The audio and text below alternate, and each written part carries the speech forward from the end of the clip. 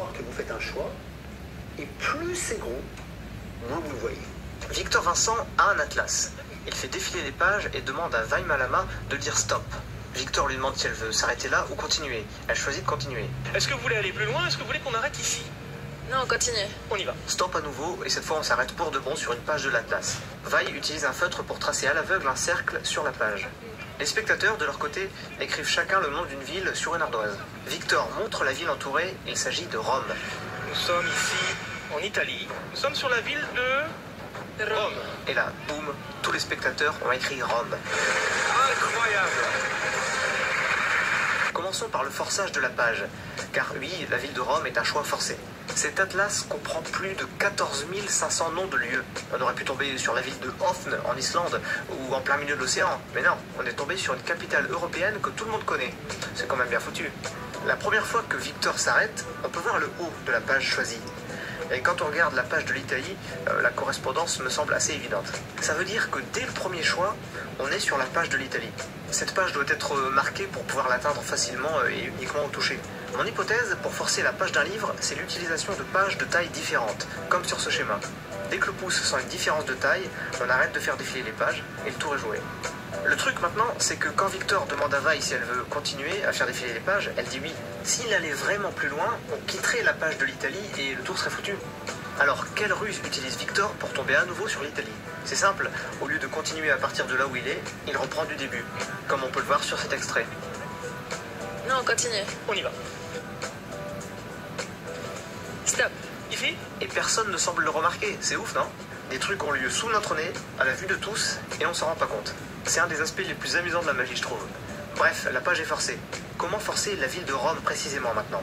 J'ai juste une question pour vous. Est-ce que vous avez vu Vai tracer un cercle au feutre?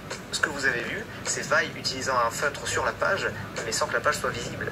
Personne ne voit cette page avant la révélation finale. Personne ne voit cette page sans le cercle.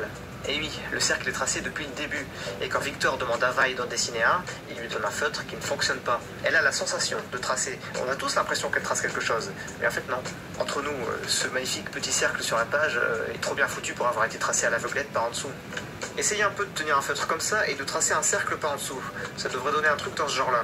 Surtout si c'est quelqu'un d'autre qui tient le livre. D'ailleurs, quand elle dessine, Vai dit... C'est bon?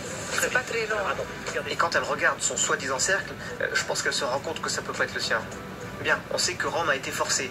Du coup, quand tous les spectateurs écrivent Rome sur leur ardoise, je suis désolé, mais ils ont forcément été briefés. Tous les spectateurs, sans exception, sont complices. Des trucs ont lieu sous notre nez, à la vue de tous, et on s'en rend pas compte. C'est un des aspects les plus amusants de la magie, je trouve. Des trucs ont lieu sous notre nez, à la vue de tous, et on s'en rend pas compte. C'est un des aspects les plus amusants de la magie, je trouve.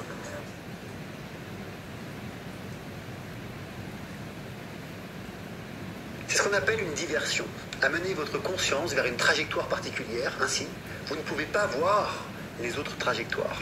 Et c'est très facile puisque dans mon métier de formateur de coach, j'enseigne ce genre de technique à mes élèves. Une technique très simple, par exemple, pour faire sortir une personne, je sais pas moi, une personne sportive, par exemple, de la dépression en quelques secondes.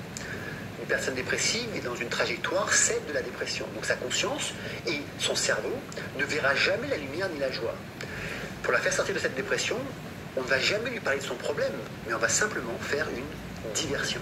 Comme un magicien, en lui racontant une histoire inventée sur le moment, qui n'a aucun intérêt, ni aucune valeur, mais qui doit avoir un lien de près ou de loin avec elle, et aussi avec le corps.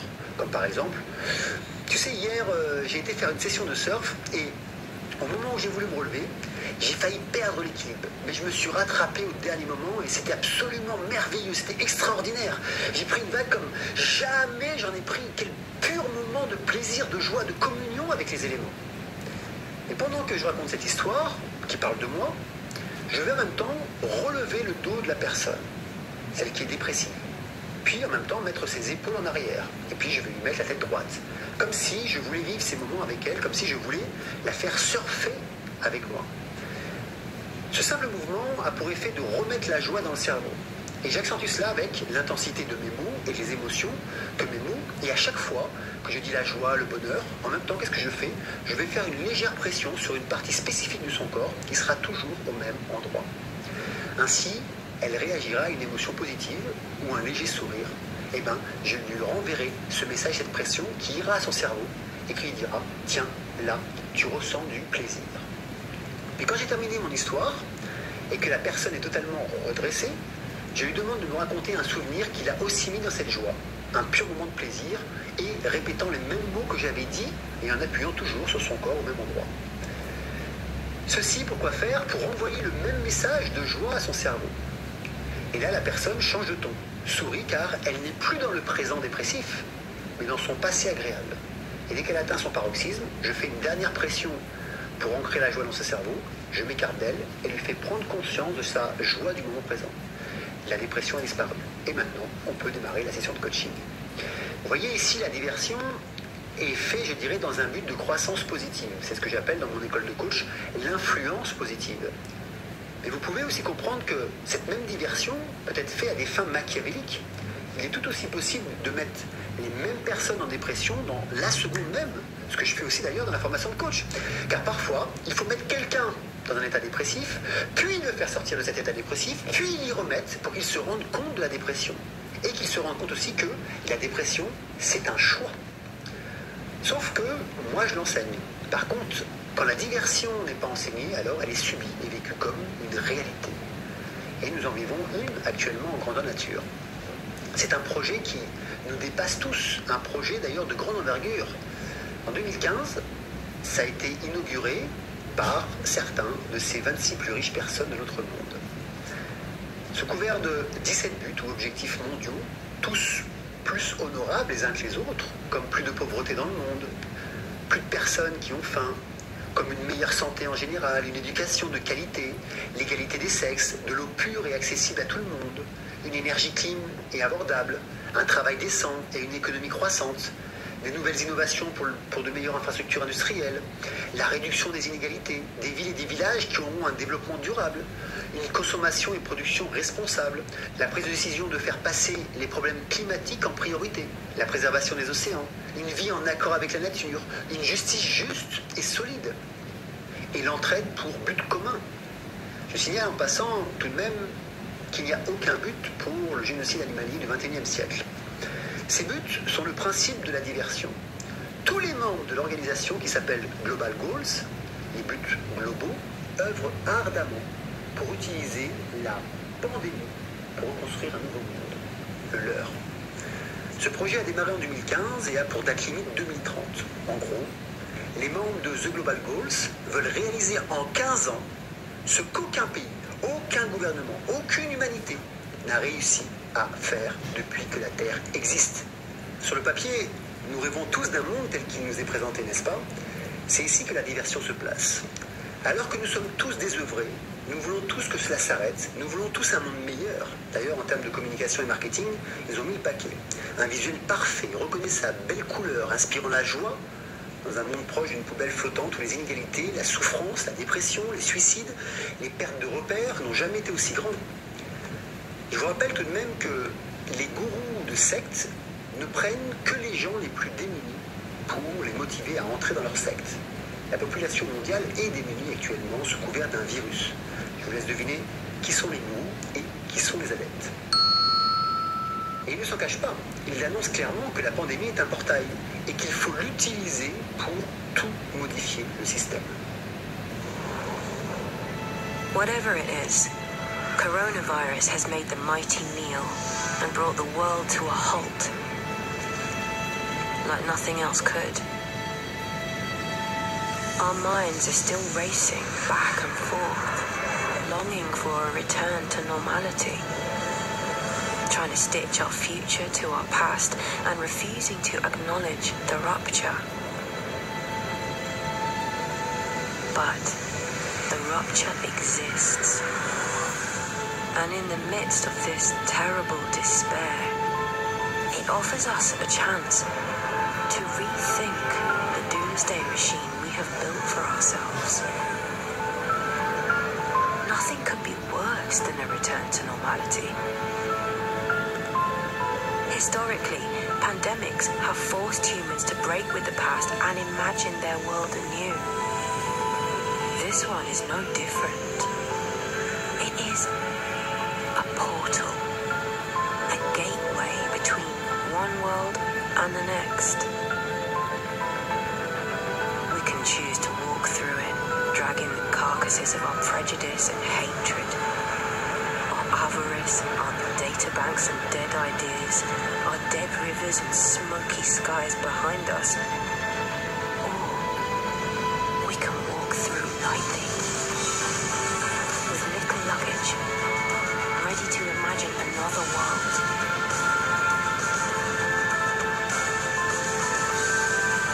And ready to fight for it.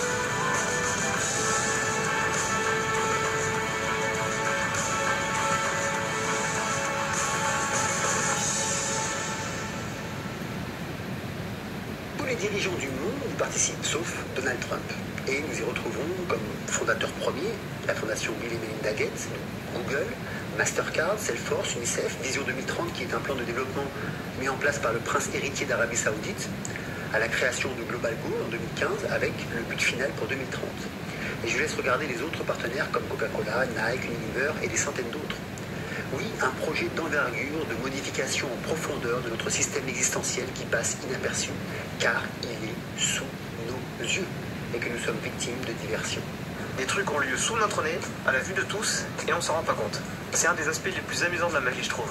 Comprenez maintenant pourquoi toutes les vidéos sur Facebook ou YouTube parlant de la face cachée de la pandémie sont supprimées. Non pas pour les propos énoncés, mais pour faire en sorte que la diversion continue. Je vous avais déjà parlé de la technique de la confusion dans une autre de mes vidéos. Et cette technique est admirablement utilisée chaque jour, en changeant les règles, les chiffres, les résultats des recherches aussi, en se contredisant.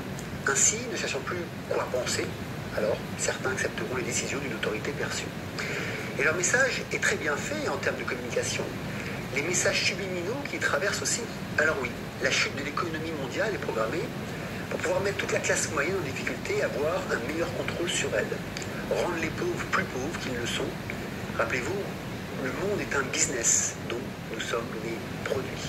Et pendant ce temps, les ultra-riches et psychopathes qui veulent prendre le pouvoir sur ce monde, eux, continuent de s'enrichir avec vos impôts, avec les planches à billets, avec vos biens et avec vos entreprises que vous allez devoir vendre ou peut-être vous séparer.